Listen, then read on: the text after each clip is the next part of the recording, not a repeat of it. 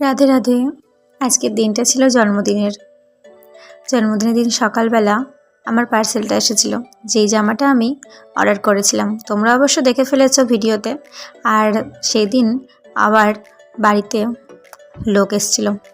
মানে যখন কাজ থাকে তখন সব কাজ থাকে, আর যখন থাকে না তো কিছুই থাকে না।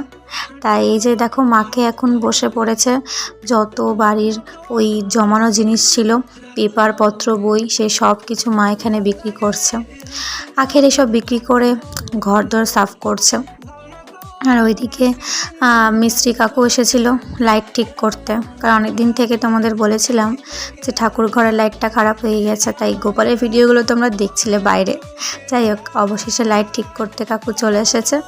আর তার সাথে সাথে এখানে এই অনলাইন থেকে দুটো জিনিস অর্ডার দিয়েছিলাম, না মানে একটা অর্ডার দিয়েছিলাম, যে এই ব্রাশ টাশ রাখার এই আর কি, এটা তার সাথে এটা ছোট্ট এই কিউট একটা এটা ফ্রি পেয়েছিলাম। ফ্রি বলতে একটু কম দামে আর কি।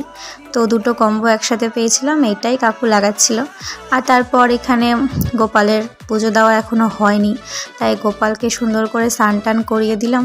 আর তারপরে আবার মার কাছে গিয়েছিলাম, মা আমাকে ডাকাডাকি করছিল।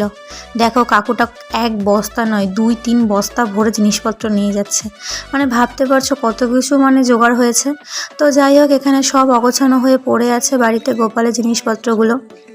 এরই মাঝে কাকু এখানে সব কিছু সেটিং করে দিল সুন্দর করে।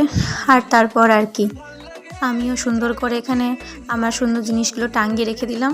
আর তারপর আরও কিছু কিছু পরে টাঙাবো, সুন্দর করে সাজাবো। আপাতত গোপালকে পুজোটা করি, মানে সেবা দিয়ে দিই। তারপরে আর কি, দেখা হবে নেক্সট ভিডিওতে। আর এর পরের মাঝে দুপুরবেলা আমি বসেছিলাম চা খেতে, কারণ মাথাটা এত ব্যথা করছিল আর দিনটা খুব ঠান্ডা ছিল, সেদিন খুব ঠান্ডা পড়েছিল। তাই চাটা খেয়ে নিই। আর নেক্সট ভিডিও আসছে নেক্সট পার্টে। Tata, by.